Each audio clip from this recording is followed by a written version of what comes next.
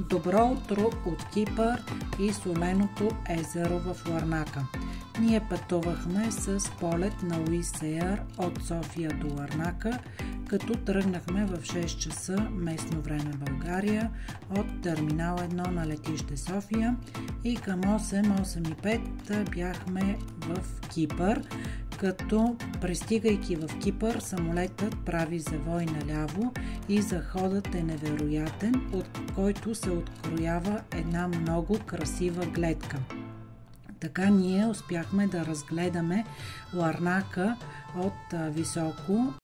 От летището хванахме автобус 425 и слезнахме на спирката на Финикудес.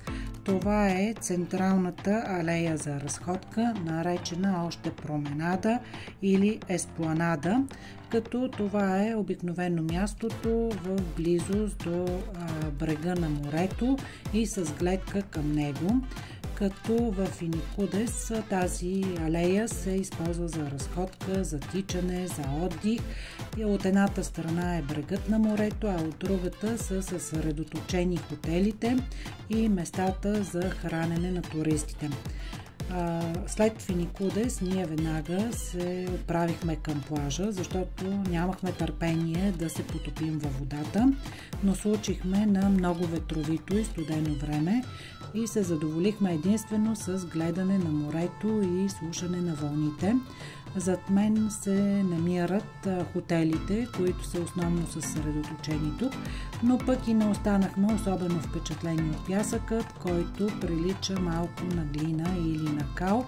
Ето го и Владко, свещения на църквата Свети Лазар, която е построена от византийския император в 6 в края на 9 век. Тя принадлежи към гръцката православна църква в Кипър.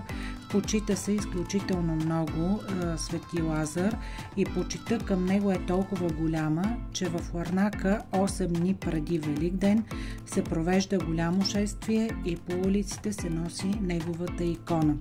А шествие в Ларнака, Кипър съвпадна с времето малко преди великденските празници и тръгвайки си от Ларнака, ние успяхме да се полюбуваме на това специално украсено място, в което всички създаваха своето настроение за предстоящите празници. Яйцата беха много добре украсени, децата им се радваха невероятно много.